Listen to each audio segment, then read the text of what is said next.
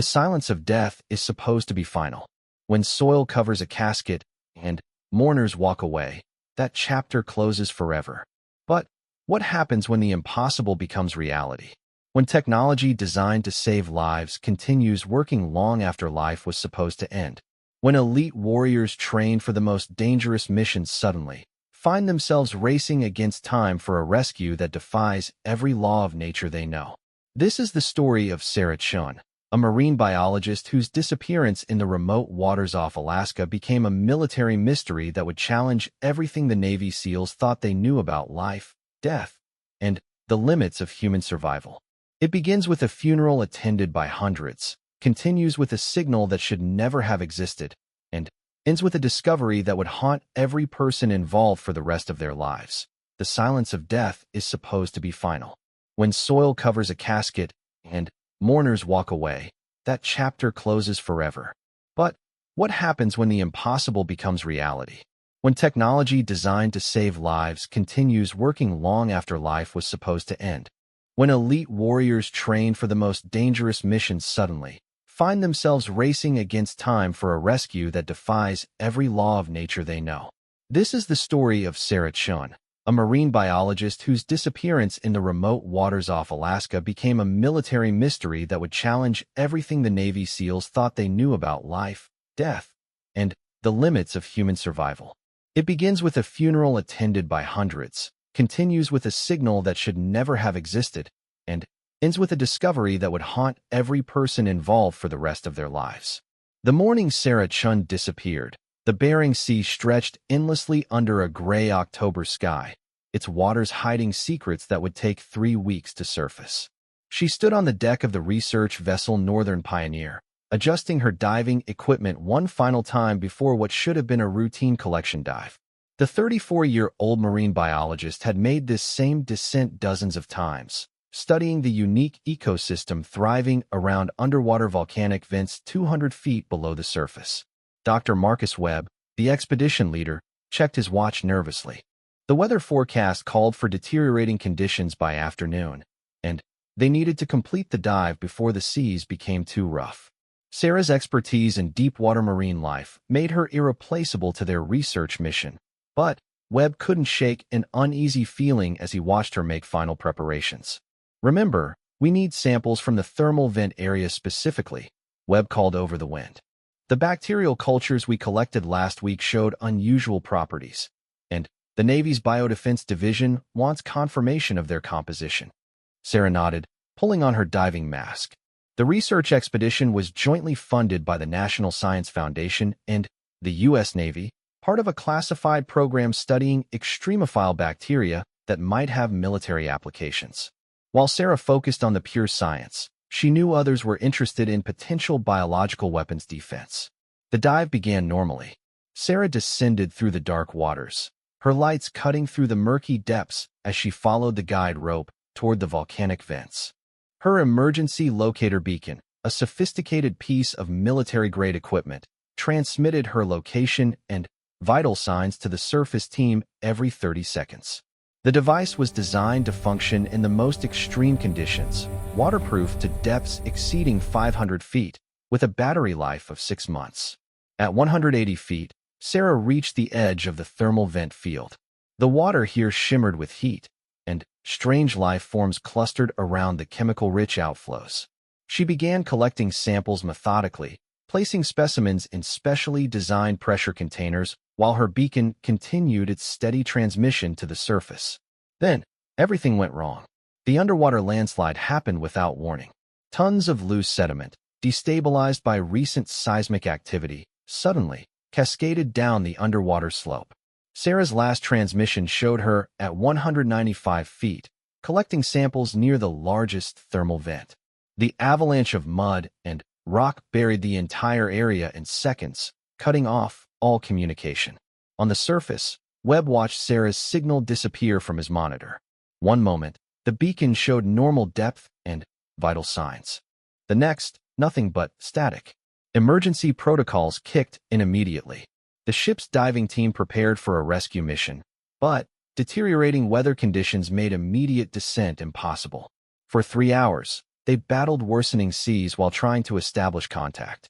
When the storm finally allowed a rescue dive, they found the thermal vent area completely transformed. Where once there had been an open seafloor dotted with active vents, now lay a massive pile of sediment and debris. Sarah's diving equipment, torn free during the landslide, was scattered across the muddy wasteland. Her body was never found. After 5 days of intensive searching with sonar equipment, underwater cameras, and recovery divers, the Coast Guard officially declared Sarah Chun lost at sea, presumed dead. The landslide had created a burial mound over 30 feet deep in some areas. Recovery teams estimated that even if Sarah had survived the initial avalanche, she would have been trapped far too deep for any rescue attempt. Her emergency beacon was never recovered. Search teams assumed it was buried somewhere in the massive sediment pile, its signal blocked by tons of mud and rock. The device's sophisticated design meant it would continue transmitting for months, but with no way for the signal to reach the surface, it was effectively dead to the outside world. Sarah's memorial service took place 2 weeks after her disappearance. Colleagues from around the world gathered to honor a brilliant scientist whose work on extremophile bacteria had advanced understanding of life in Earth's most hostile environments. Her research notes, recovered from her cabin aboard the Northern Pioneer, revealed she had been on the verge of a significant discovery about bacterial communication in high-pressure environments. Dr. Webb delivered the eulogy, speaking about Sarah's passion for understanding life at the extremes of possibility. He mentioned her theory that bacterial colonies near thermal vents might possess unknown survival mechanisms, possibly even forms of collective behavior that could help organisms survive catastrophic environmental changes. As mourners filed past her empty casket during the funeral 3 weeks after her disappearance, none of them imagined that hundreds of miles away, deep beneath the Bering Sea, Sarah's emergency beacon was still transmitting. The signal pulsed steadily through the dark water, carrying data that would have seemed impossible to anyone monitoring it. Because according to the beacon's vital sign sensors, Sarah Chun was still alive. The signal traveled through layers of sediment and rock, weakened but persistent. It bounced off underwater rock formations, scattered through thermal layers, and gradually worked its way toward the surface. The journey took 3 weeks, the signal fragmenting and reassembling as it navigated the complex underwater terrain created by the landslide.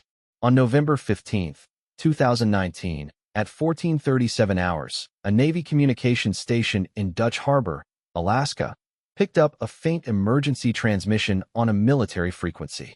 The signal was weak, intermittent, and nearly lost in background static, but the encryption code was unmistakable. It belonged to Dr. Sarah Chun, officially declared dead 3 weeks earlier.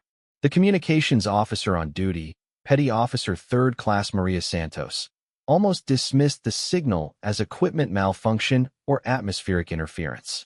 Emergency beacons were sophisticated, but they weren't infallible. Electronic ghosts occasionally appeared on monitoring equipment, phantom signals from damaged devices, or atmospheric anomalies. But training demanded investigation. Santos ran the signal through the Navy's emergency beacon database and felt her blood run cold. The beacon identification matched Dr. Sarah Chun's device exactly. More disturbing still, the signal wasn't just transmitting a location beacon. It was sending biometric data. Heart rate, 52 beats per minute. Blood pressure, 110/70. Body temperature, 96.8 degrees Fahrenheit. Respiration, 12 breaths per minute. All readings were consistent with a living person in a state of reduced metabolic activity, possibly hypothermia or induced hibernation. Santos checked and rechecked the data, certain there had to be an error. Dr. Chun had been buried by an underwater landslide 3 weeks ago. Her memorial service had been attended by hundreds of people. There was no possibility she could still be alive. Yet the beacon continued transmitting vital signs that indicated otherwise. Santos immediately contacted her commanding officer, who escalated the report through military channels.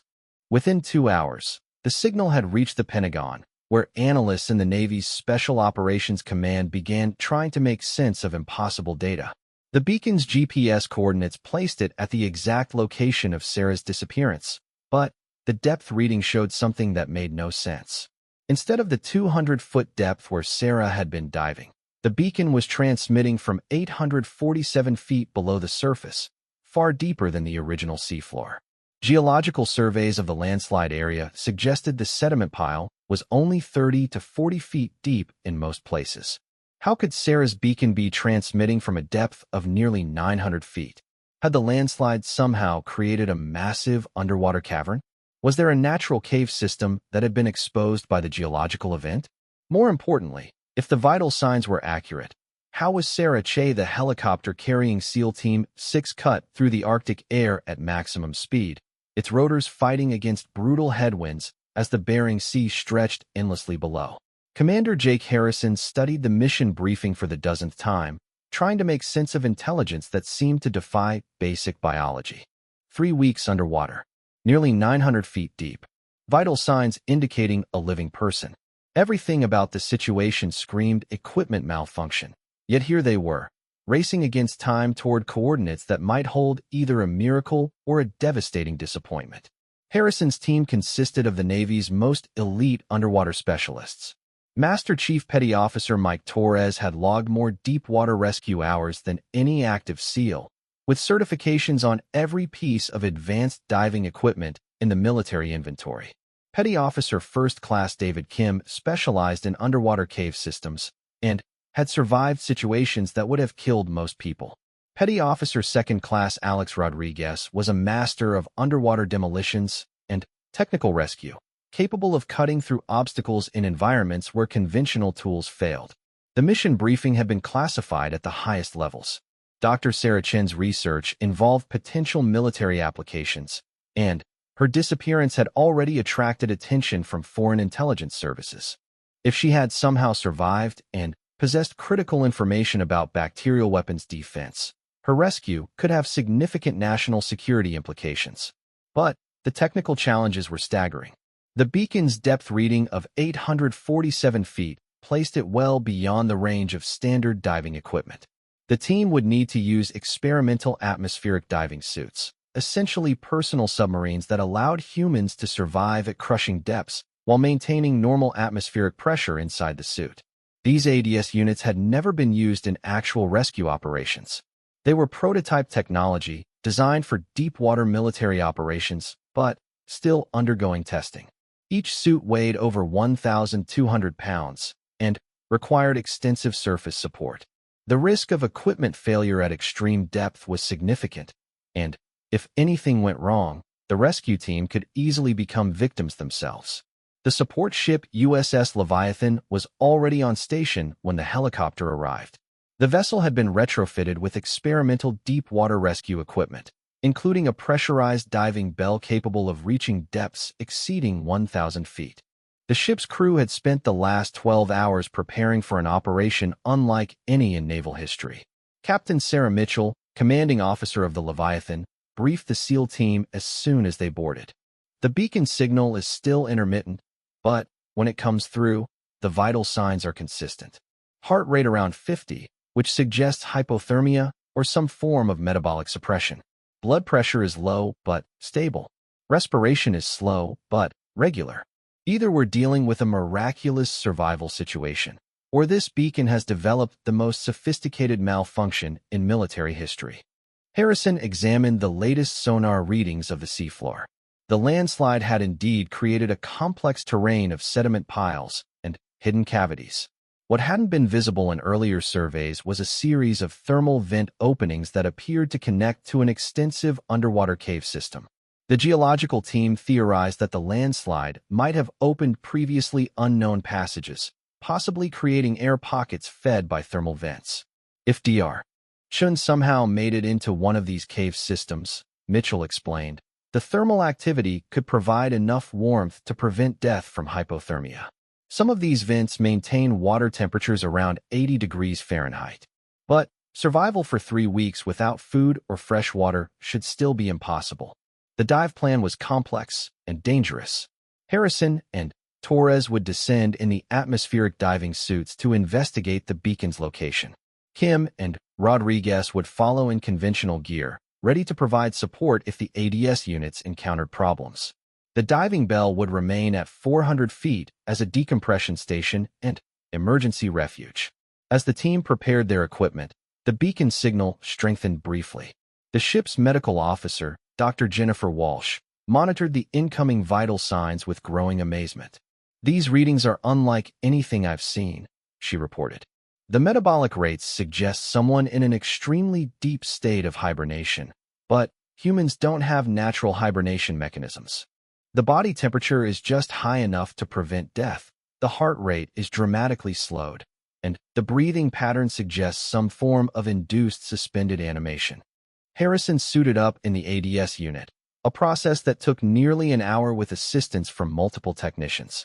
The suit's life support systems were designed to function for up to 12 hours at extreme depth, but the complexity of the equipment meant that any mechanical failure could be fatal.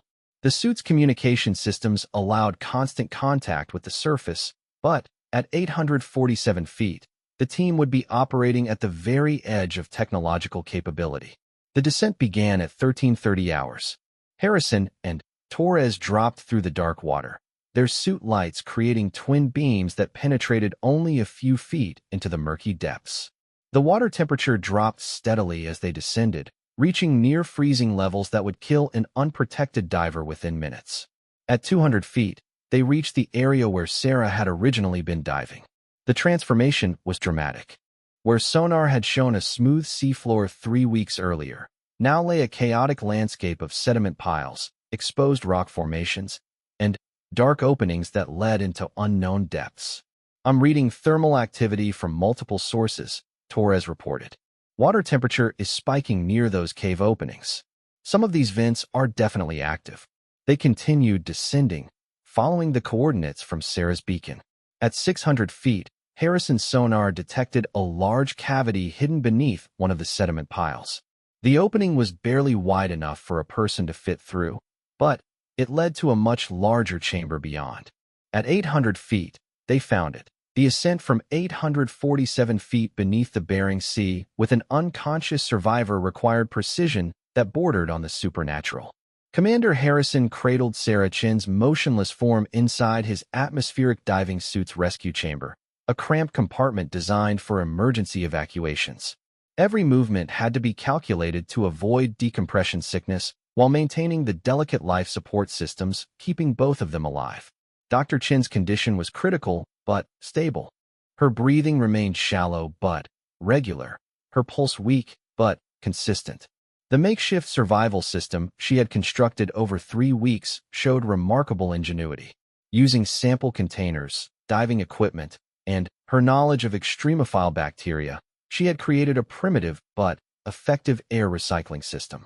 Chemical compounds from her research kit had been repurposed to scrub carbon dioxide from the cave's atmosphere, while thermal vent gases provided both heat and trace amounts of oxygen. Master Chief Torres documented everything as they ascended.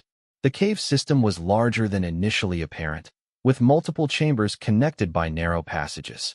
Sarah had chosen the optimal location, a chamber where thermal activity maintained temperature around 75 degrees Fahrenheit while providing the largest air pocket. Evidence suggested she had spent days exploring the cave system before settling on this location. The bacterial cultures she was collecting, Torres observed, examining containers scattered around the cave. She's been studying them this whole time. Look at these notes. Waterproof research logs showed that Sarah had continued her scientific work even while fighting for survival. Her observations of extremophile bacteria in the cave environment had led to discoveries about bacterial communication and collective survival mechanisms. She theorized that certain bacterial colonies could enter dormant states during catastrophic events, reducing metabolic needs while maintaining essential life functions. More remarkably, she appeared to have experimented with applying these principles to her own survival. Her notes described techniques for inducing metabolic suppression using controlled breathing, body positioning near thermal sources, and even possible bacterial symbiosis. The scientific implications were staggering, but verifying her theories would require extensive study that might never happen if they couldn't get her to the surface alive. The ascent took 4 hours, with mandatory decompression stops every 100 feet. Harrison's atmospheric diving suit maintained normal pressure, protecting both him and Sarah from the bends. But the stress on the equipment was enormous. At 400 feet, they reached the diving bell where Kim and Rodriguez waited with emergency medical equipment.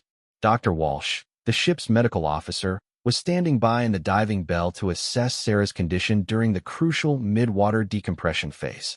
Her examination revealed the full extent of what Sarah had endured: severe dehydration, malnutrition, and hypothermia, but no signs of the organ failure that should have occurred after 3 weeks without adequate food, water, or normal atmospheric conditions. Her metabolic rate is approximately 40% of normal, Walsh reported to the surface. Blood chemistry shows adaptations I've never seen in a human being. It's almost like she induced a hibernation state, similar to what we see in Arctic mammals. The bacterial cultures in her system show unusual activity. I can't determine if this is infection or some form of intentional symbiosis. The final ascent to the surface was the most dangerous phase. Sarah's body had adapted to the extreme environment, and returning to normal atmospheric pressure could trigger fatal complications. Walsh administered 4 fluids and monitored her vital signs continuously as the diving bell slowly rose through the final 400 feet. At 17:45 hours, exactly 26 days after her disappearance, Dr. Sarah Chun broke the surface of the Bering Sea. The SEAL team had achieved what military analysts would later call the most technically impossible rescue in naval history, but Sarah's survival remained precarious. The emergency medical team aboard the USS Leviathan immediately took over her care. Dr. Michael Stevens, a specialist in extreme environment medicine flown in specifically for this operation, found Sarah's condition unlike anything in medical literature. Her body had undergone adaptations that shouldn't be possible in humans, changes that allowed survival in conditions that would kill most people within hours. Her cellular metabolism has been dramatically altered, Stevens explained to Captain Mitchell. The bacterial cultures in her system appear to have formed some kind of symbiotic relationship, possibly providing nutrients and processing waste products. It's as if she became part of the cave ecosystem rather than fighting against it. The scientific implications are revolutionary, but we need to determine if these changes are reversible. Sarah remained unconscious for the first 12 hours after rescue, her body slowly readjusting to normal atmospheric conditions. When she finally awakened, her first words were not about her ordeal, but about her research. "The bacteria," she whispered to Dr. Stevens. "They have collective intelligence. They can share survival mechanisms across species barriers. I documented everything: the caves, the thermal chemistry, the bacterial communication networks. It's all there." Her research notes, recovered from the cave system, contained discoveries that would revolutionize understanding of extremophile organisms and their potential applications.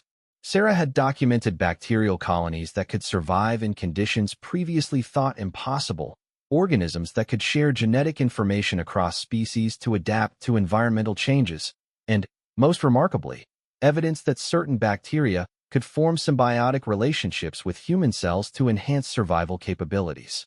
The military implications were immediate and classified.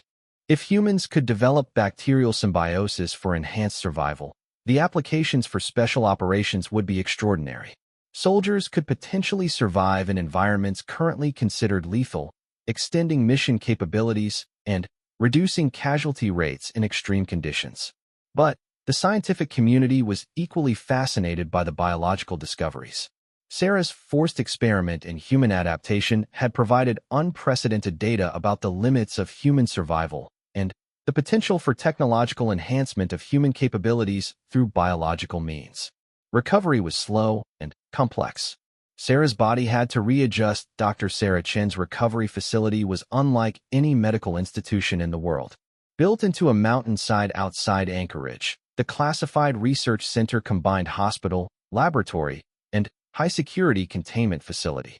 Sarah was the first human subject to survive extended symbiotic bacterial integration, and every aspect of her condition was being studied by teams of specialists from military, medical, and scientific organizations. 6 weeks after her rescue, Sarah had regained most of her physical strength, but the bacterial colonies in her system remained active and beneficial. Rather than causing infection, they had integrated into her metabolism in ways that enhanced her cellular efficiency and stress tolerance. Her oxygen consumption was 30% lower than normal, her resistance to temperature extremes was dramatically increased, and her body's ability to process toxins had improved significantly. Dr. Michael Stevens led the research team studying Sarah's condition. The bacterial symbiosis she had developed represented a breakthrough in human biological enhancement, but it also raised troubling questions about the long-term implications of such adaptations. The bacterial colonies have essentially rewired her cellular metabolism, Stevens explained to Admiral Morrison during a classified briefing. They process waste products more efficiently, provide supplemental nutrients, and appear to enhance cellular repair mechanisms. It's like she's developed a secondary biological system that works in partnership with her natural physiology. The military applications were immediately obvious. Soldiers with enhanced bacterial symbiosis could operate in hostile environments for extended periods, survive injuries that would be fatal to normal humans, and function effectively in conditions where conventional life support systems would fail. The potential for special operations was revolutionary, but the risks were equally significant.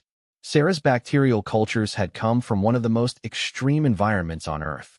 The thermal vent system where she had been trapped contained organisms that had evolved over millions of years to survive in conditions of crushing pressure, chemical toxicity, and temperature extremes that would kill conventional life forms instantly. These were not ordinary bacteria, and their long-term effects on human biology remained unknown. Sarah herself was determined to continue her research despite the obvious personal risks. The cave system had provided her with samples and observations that could revolutionize understanding of extremophile organisms and their potential applications. Her forced survival experiment had proven that human bacterial symbiosis was not only possible, but could provide significant survival advantages under the right conditions. The military wants to turn this into a super soldier program, she told Stevens during one of their daily conferences.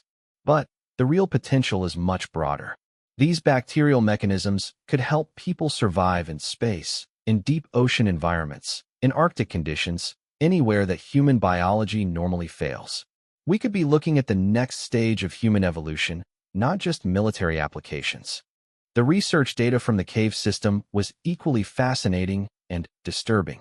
Sarah had documented bacterial colonies that exhibited collective intelligence, sharing genetic information across species boundaries to adapt to environmental changes in real time. These organisms could essentially reprogram themselves and other bacteria to survive catastrophic events, creating survival networks that spanned entire ecosystems. Most remarkably, she had discovered that certain bacterial colonies could form temporary symbiotic relationships with higher organisms during environmental crises. The bacteria would provide enhanced survival capabilities in exchange for nutrients and protection from the host organism. When the crisis passed, the symbiosis could either continue as a permanent enhancement or gradually dissolve as conditions returned to normal. Sarah's own symbiosis appeared to be permanent. The bacterial colonies had integrated so thoroughly with her cellular systems that removing them would likely be fatal. She had become a hybrid organism, part human and part bacterial collective, with capabilities that exceeded normal human limitations in several crucial areas. The psychological implications were equally complex. Sarah reported enhanced cognitive function, improved pattern recognition, and what she described as bacterial intuition, an ability to sense environmental conditions and potential threats in ways that normal humans couldn't detect. Whether these were genuine enhancements or psychological side effects of her traumatic experience remained unclear. 3 months after her rescue, Sarah was cleared for limited field research under strict medical supervision. Her first expedition would return her to the cave system where she had nearly died, now heavily guarded and converted into a classified research station. The thermal vents and bacterial colonies that had saved her life were being studied by teams of researchers, but Sarah's unique physiology allowed her to observe the organisms in ways that were impossible for normal humans. The return to the cave system was both triumphant and disturbing. Sarah could now survive underwater for extended periods without breathing apparatus, her bacterial symbiosis allowing her cells to extract oxygen directly from the water around thermal vents. She could tolerate water temperatures that would cause severe burns in normal people, and her enhanced cellular repair mechanisms allowed rapid recovery from minor injuries. But the bacterial colonies in the cave had changed since her rescue. Where once they had been relatively stable, now they exhibited rapid evolution and adaptation, almost as if her presence had triggered some form of accelerated development. New bacterial strains were appearing, showing enhanced capabilities and more sophisticated collective behaviors. Dr. Stevens observed these changes with growing concern. It's as if the bacterial network is learning from its interaction with Dr. Chun. The colonies are developing new capabilities, possibly preparing for future symbiotic relationships with other organisms. We may have inadvertently triggered an evolutionary acceleration that we don't fully understand. Sarah's research continued, but with increasing awareness that she had become part of an experimental process that extended far beyond her individual survival. The bacterial colonies were using their symbiotic relationship with her to gather information about human biology and potentially developing enhanced capabilities for future symbiotic relationships. The military implications grew more complex as Sarah's capabilities continued to develop. She could now function effectively at depths that would crush normal humans, survive in toxic environments that would be immediately fatal to others, and demonstrate reaction times and physical coordination that exceeded normal human capabilities. But these enhancements came with unknown long-term costs and raised serious questions about the nature of human identity and the limits of biological modification.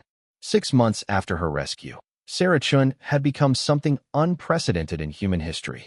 She was no longer entirely human, but she retained her consciousness, personality, and scientific curiosity.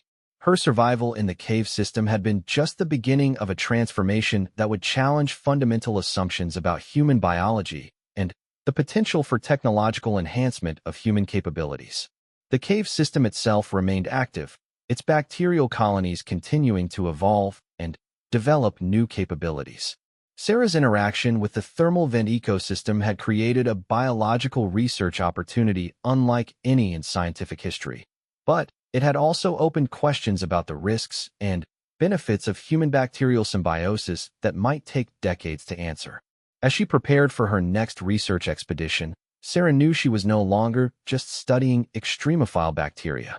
She had become a living bridge between human and bacterial biology, a demonstration of what might be possible when survival demands pushed the boundaries of what science considered impossible. The rescue by Navy SEALs had saved her life, but it had also launched humanity into uncharted biological territory with implications that no one fully understood. The cave system that had nearly killed her had instead transformed her into something entirely new, and the long-term consequences of that transformation were only beginning to emerge. 1 year after her rescue from the depths of the Bering Sea, Dr. Sarah Chun stood before a classified congressional committee, no longer entirely human, but still undeniably herself. The transformation that had begun in the thermal vent caves had continued, creating biological capabilities that redefined the limits of human potential while raising profound questions about identity, evolution, and the future of human enhancement. The committee members, sworn to secrecy and briefed on the most sensitive aspects of Sarah's case, struggled to comprehend what they were seeing. She appeared normal, even healthy, but medical reports documented physiological changes that bordered on science fiction. Her bacterial symbiosis had evolved into something unprecedented, a true merger of human and microbial biology that enhanced her capabilities while preserving her human consciousness and personality. Dr. Stevens presented the medical findings to the committee. Dr. Chin's bacterial symbiosis has stabilized into what we can only describe as a new form of human biology. Her oxygen consumption is now 60% below normal, allowing her to function effectively in low-oxygen environments for extended periods. Her cellular repair mechanisms operate at nearly 10 times normal efficiency, meaning she recovers from injuries and stress damage at superhuman rates. Admiral Morrison outlined the military implications. Dr. Chun can now operate effectively at ocean depths exceeding 2,000 feet without breathing apparatus. She can survive water temperatures from near freezing to over 100 degrees Fahrenheit. Her reaction times and physical coordination exceed the capabilities of our most elite special operations personnel. In essence, she has become a prototype for human enhancement that surpasses our most optimistic projections. But the costs of Sarah's transformation were becoming apparent. While her physical capabilities had expanded dramatically, she was increasingly isolated from normal human society. Her bacterial symbiosis required specific nutritional supplements and environmental conditions. She could no longer tolerate many common medications or medical procedures. Most concerning, her enhanced capabilities appeared to be continuing to develop, with no clear endpoint to the transformation process. Sarah herself addressed the committee, describing her unique perspective on what had happened to her. The bacterial colonies didn't just save my life in that cave. They fundamentally altered what I am. I still think like a human, feel like a human, and identify as human, but my biology has become something entirely new. I can sense electromagnetic fields, detect chemical changes in my environment, and process sensory information in ways that normal humans cannot. She paused, considering how to explain experiences that had no equivalent in human language. The bacterial collective that lives within me isn't just providing enhanced capabilities. It's sharing information, almost like a secondary nervous system that operates parallel to my human consciousness. I can access genetic memories from the bacterial colonies, information about survival in extreme environments that has been accumulated over millions of years of evolution. The research implications were staggering. Sarah's transformation had provided unprecedented insights into bacterial communication, collective intelligence, and the potential for cross-species biological integration. Her ability to access bacterial genetic memory had revealed survival strategies and environmental adaptation techniques that could revolutionize human space exploration, deep ocean research, and survival in extreme climates. But the ethical implications were equally complex. Sarah's transformation had been accidental, the result of a survival situation that no one could have predicted or controlled. Attempting to replicate her bacterial symbiosis in other subjects would require deliberate biological modification of human subjects, raising profound questions about medical ethics, informed consent, and the acceptable limits of human experimentation. The military applications remained classified, but rumors within the intelligence community suggested that several foreign governments were attempting to replicate Sarah's bacterial symbiosis using their own populations of extremophile organisms. The potential for biological weapons development was significant, and the strategic implications of enhanced human capabilities could reshape international military balance. 6 months later, Sarah returned to the cave system for what would be her final research expedition. The thermal vent ecosystem had continued to evolve since her original survival ordeal, with bacterial colonies showing increasingly sophisticated collective behaviors. New strains had appeared, some showing capabilities that suggested they were deliberately engineering enhanced symbiotic potential. Her descent to the cave system was effortless now. She moved through the water like a creature born to the environment, her bacterial symbiosis allowing her to extract oxygen directly from the thermal vent outflows while maintaining body temperature through bacterial heat generation. She had become perfectly adapted to an environment that would kill normal humans within minutes. The cave system itself had been transformed. Where once there had been scattered bacterial colonies and thermal vents, now there was an integrated ecosystem that showed clear signs of intentional organization. The bacteria had created structures, communication networks, and resource distribution systems that demonstrated collective intelligence operating at a level that challenged assumptions about microbial capabilities. Most remarkably, Sarah discovered evidence that the bacterial colonies had been preparing for additional human contact.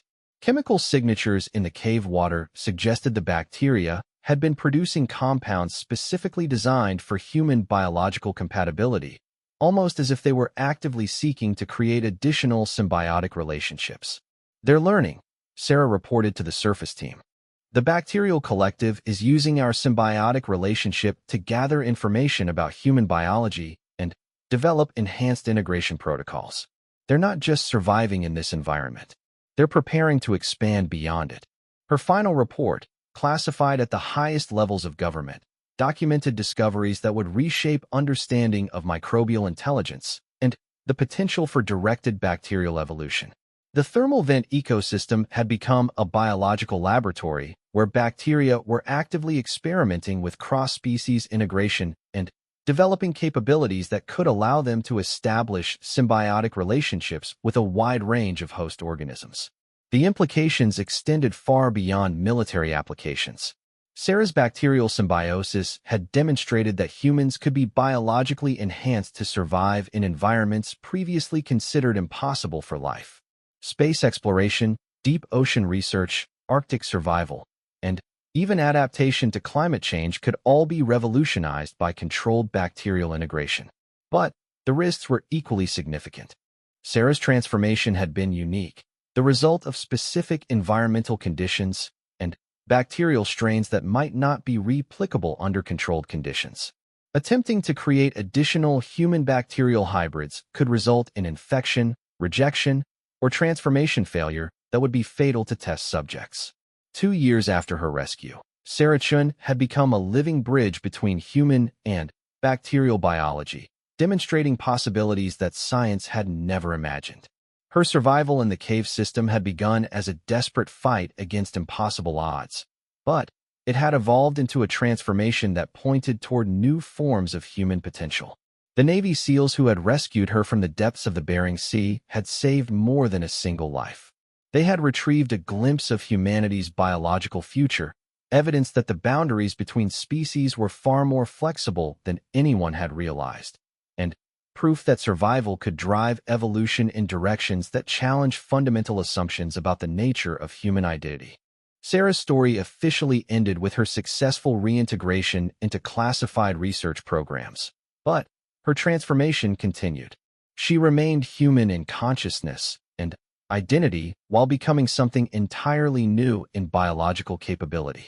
Her bacterial symbiosis had stabilized into a permanent enhancement that allowed her to function as both human scientist and living laboratory for the study of enhanced human potential. The cave system in the Bering Sea remained active, its bacterial colonies continuing to evolve and develop new capabilities. Whether other humans would eventually undergo similar transformations remained an open question, but Sarah Chun had proven that the limits of human survival and adaptation were far more flexible than anyone had imagined.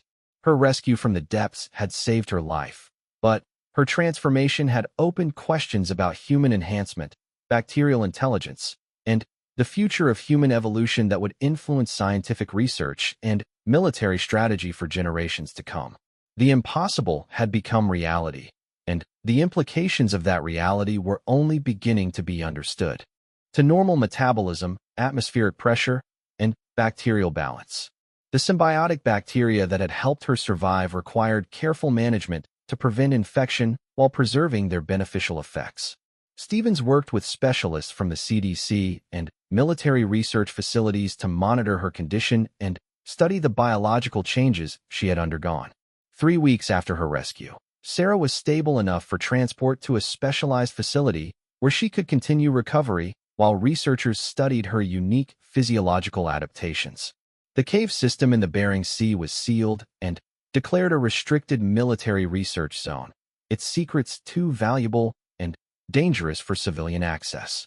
The SEAL team that rescued her received classified commendations for an operation that officially never happened. The technical challenges they had overcome and the equipment innovations developed during the rescue would influence underwater rescue procedures for decades, but the details remained highly classified due to the national security implications of Sarah's research. Harrison visited Sarah before her transfer to the research facility. She was sitting up in bed, still weak, but determined to continue her work despite her ordeal. 26 days in that cave system taught me more about survival than a lifetime of laboratory research, she told him. The bacterial colonies down there have been developing collective survival strategies for millions of years. If we can understand their mechanisms and apply them to human biology, we could revolutionize how people survive in extreme environments. She paused, looking out the window at the gray Bering Sea that had nearly killed her but had also provided her greatest scientific discovery. The military wants to weaponize the research, and I understand why. But the real potential is in peaceful applications. These bacterial mechanisms could help astronauts survive long-duration space missions, allow people to live in previously uninhabitable environments, even provide treatments for diseases that involve cellular stress. The cave system didn't just save my life. It showed me possibilities I never imagined. The rescue of Sarah Chin officially concluded when the USS Leviathan returned to port, but her story was far from over. The discoveries she made during her forced isolation would reshape understanding of human potential and the hidden capabilities that emerge when survival becomes the ultimate priority. The Navy SEALs had successfully completed an impossible mission, but what they brought back to the surface would prove far more valuable than anyone realized. Secrets of the Abyss. Sarah's emergency beacon was transmitting from inside a natural cave system that had been exposed by the landslide. The chamber was roughly the size of a small room, with thermal vents providing both heat and, incredibly, a pocket of air trapped at the top of the cave. Water levels had risen and fallen with the tides, but the air pocket remained, fed by gases from the thermal vents. Surface, this is Harrison. We've located a cave system with an active air pocket. Thermal vents are maintaining temperature around 75 degrees Fahrenheit. I'm detecting traces of hydrogen sulfide and other volcanic gases. The environment is marginal for human survival, but theoretically possible for limited periods. The beacon was attached to something in the darkest corner of the cave. Harrison maneuvered closer, his suit lights illuminating what appeared to be a makeshift shelter constructed from pieces of scientific equipment and diving gear. Emergency rations from Sarah's diving kit were arranged nearby, along with several containers that appeared to hold fresh water, possibly collected from condensation. Then, Harrison saw her. Dr. Sarah Chun was alive, but barely. She had constructed an ingenious survival system using her scientific knowledge and available materials. Her diving suit had been modified to create a primitive air recycling system, using chemicals from her sample collection kit to scrub carbon dioxide from the cave's atmosphere. She had positioned herself near a thermal vent to maintain body temperature while conserving energy through an almost hibernation-like state. But 3 weeks of survival in such extreme conditions had taken a devastating toll. Sarah was unconscious, her breathing shallow, her skin pale and cold despite the thermal heating. Her pulse was weak, but detectable. She had somehow managed to survive longer than anyone thought possible. But time was clearly running out.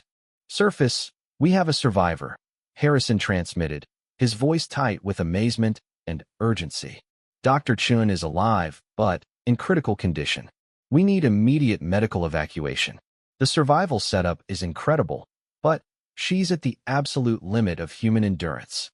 The rescue operation that followed would be one of the most technically challenging in naval history.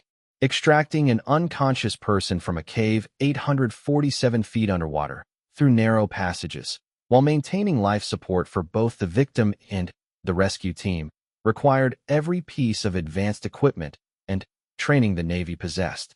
But as Harrison carefully lifted Sarah Chin's unconscious form and began the long journey to the surface, he knew they had witnessed something unprecedented. Against all odds, using nothing but scientific knowledge and determination, she had survived 3 weeks in an environment that should have killed her in hours. The real questions were just beginning. How had she managed to maintain life support for so long? What had she discovered about bacterial survival that might have helped her own survival? And, most importantly, what secrets about human adaptability had she uncovered in the depths of the Bering Sea? And still alive after 3 weeks underwater? No human could survive that long without air, water, or food. The readings had to be false, possibly generated by a malfunctioning beacon interacting with the unique electromagnetic properties of the thermal vent system. But naval protocol demanded investigation of any emergency beacon transmission, no matter how improbable the circumstances. The signal was weak and intermittent, appearing for a few minutes every several hours before fading back into static. Time was clearly running out, either for equipment failure or, impossibly, for a survivor running out of resources. The Navy faced an unprecedented decision. Do they mount a rescue mission based on equipment readings that contradicted everything they knew about human survival? The cost would be enormous, the technical challenges nearly insurmountable, and the likelihood of finding anything but a malfunctioning electronic device was essentially zero. But the vital signs continued transmitting, steady and consistent with a living person. Heart rate, blood pressure, breathing, body temperature, all within ranges that suggested someone in extreme distress, but definitely alive. At 18:45 hours on November 15th, Admiral Patricia Morrison, commander of Navy Special Operations, made the decision that would change everything. Despite the apparent impossibility of the situation, the readings were too consistent to ignore. If there was even a microscopic chance that Dr. Sarah Chun had somehow survived, the Navy had an obligation to attempt rescue. The mission would require the most elite underwater specialists the military had available. The depth, the complex underwater terrain, the time pressure, and the sheer technical impossibility of the situation meant only one unit had the training and equipment necessary for such an operation. Admiral Morrison reached for her secure phone and placed a call that would mobilize SEAL Team 6 within the hour. The message was simple. We have a situation that requires immediate deep water rescue capabilities. Location, Bering Sea. Depth, 847 feet. Timeline, critical. Probability of success, unknown. Probability of survivor, theoretically impossible, but the beacon says otherwise. As the call ended, Sarah Chin's emergency beacon pulsed again through the dark water, transmitting vital signs that suggested she was not only alive, but somehow maintaining stable condition in an environment where human life should have been impossible for more than a few minutes, let alone 3 weeks. The rescue mission was about to begin, but none of the highly trained SEALs preparing for deployment could have imagined what they would find in the depths of the Bering Sea. What they discovered would challenge everything they thought they knew about the limits of human survival and the secrets hidden in Earth's most extreme environments.